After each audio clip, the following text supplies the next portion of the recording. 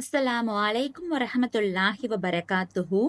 லுஹா தொழுகை பற்றிய தெளிவான விளக்கத்தை தான் இந்த வீடியோல நம்ம பார்க்க இருக்கிறோம். அதாவது லுஹா தொழுகையினுடைய நேரம் என்ன, அதுல எத்தனை ரெக்காயத்துகள் தொழுகணும், அதுல ஓத வேண்டிய சூறாக்கள் ஏதாச்சும் இருக்குதா அப்படிங்கிற தெளிவான விளக்கத்தை தான் இந்த வீடியோல நம்ம பார்க்க இருக்கிறோம்.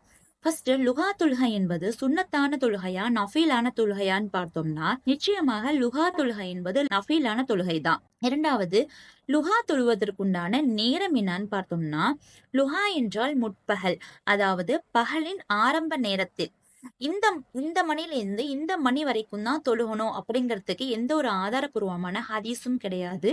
ஆனா முற்பகல் என்ற அந்த வார்த்தையை கொண்டு பகலுடைய ஆரம்ப நேரத்திலிருந்து உச்சி பொழுது 12 மணிக்கு முன்னாடி வரைக்கும் இந்த லுஹா தொழுகையை தொழுகலாம். அதற்கு அப்புறமா தொழுக கூடாது. சில உலமாக்களின் கருத்துப்படி பகலின் ஆரம்ப நேரத்தில் அப்படிங்கும் போது 8 மணியிலிருந்து 11 மணி வரைக்கும் தொழுகலாம். அடுத்து, இந்த லுஹா தொழுகை எத்தனை ரெக்காயத்துகள் தொழுகணும்னு பார்த்தோம்னா, புகாரி மற்றும் முஸ்லிம் என்ற நூலில் இடம்பெற்றுள்ள ஆதாரபூர்வமான ஹதீஸ் இதனை அபு ஹுரைரா ரலியல்லாஹு அன்ஹு அவர்கள் அறிவிக்கின்றார்கள். நபி ஸல்லல்லாஹு அலைஹி வஸல்லம் அவர்கள் என்னிடம் மாதத்திற்கு 3 நாட்கள் நோன்பு நோக்குமாறும் லுஹா தொழுகை 2 ரெக்காயத்துகள் தொழுமாறும் தூங்குவதற்கு முன் வித்ரு தொழும்படியும் வலியுறுத்தினார்கள். சோ இந்த ஹதீஸின் அடிப்படையில லுஹா தொழுகை 2 ரெக்காயத்துகள் தொழுவதற்கு ஆதாரபூர்வமான ஹதீஸ் உள்ளது. மேலும் முஸ்லிம் என்ற நூலில் இடம்பெற்றுள்ள ஆதாரபூர்வமான ஹதீஸ் இதனை ஆயிஷா ரலியல்லாஹு அன்ஹா அவர்கள் அறிவிக்கின்றார்கள். நபி ஸல்லல்லாஹு அலைஹி வஸல்லம் அவர்கள் 2 ரெக்காயத்துகளாக 4 ரெக்காயத்துகள் லுஹா தொழுது வந்தார்கள். மேலும் அல்லாஹ் நாடினால் அவர்கள் அதற்கு மேலும் தொழுவார்கள் என்று கூறினார்கள். மேலும் இந்த 4 ரெக்காயத்து தொழுவதற்கு இன்னொரு ஆதாரபூர்வமான ஹதீஸ் என்னன்னு பார்த்தோம்னா, இதனை அபூதர் ரலியல்லாஹு அன்ஹு அவர்கள் அறிவிக்கின்றார்கள்.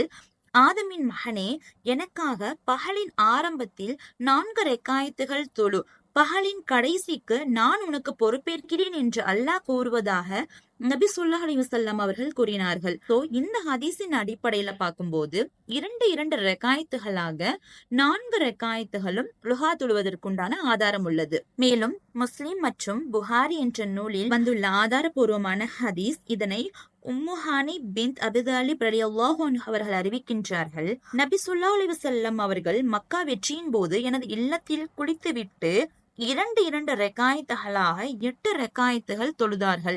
அதுதான் லுஹாவுடைய தொழுகை என்று சொல்றாங்க. சோ இந்த ஹதீஸின் அடிப்படையில பார்க்கும்போது 2 ரெக்காயத்துகளாக 8 ரெக்காயத்துகள் தொழுதுக்குண்டான ஆதாரபூர்வமான ஹதீஸும் உள்ளது. சோ இப்போ லுஹா தொழுகைய 2 ரெக்காயத்துகளும் தொழுகலாம், 4 ரெக்காயத்துகளும் தொழுகலாம், 8 ரெக்காயத்துகளும் தொழுகலாம். இதுலயும் சிலருக்கு சந்தேகம் வரும். அதாவது 4 ரெக்காயத்துகள்ங்கும் போது அதை மொத்தமா தொழுகணுமா, 8 ரெக்காயத்துகள் சொல்லும் போது அதை மொத்தமா தொழுது லாஸ்டா சலாம் கொடுக்கணுமா அப்படிங்கிற சந்தேகத்தின் அடிப்படையில பார்க்கும்போது அவங்க 2 ரெக்காயத்துகளாக தொழுதுதான் லுஹா தொழுகை தொழுதிருக்காங்க.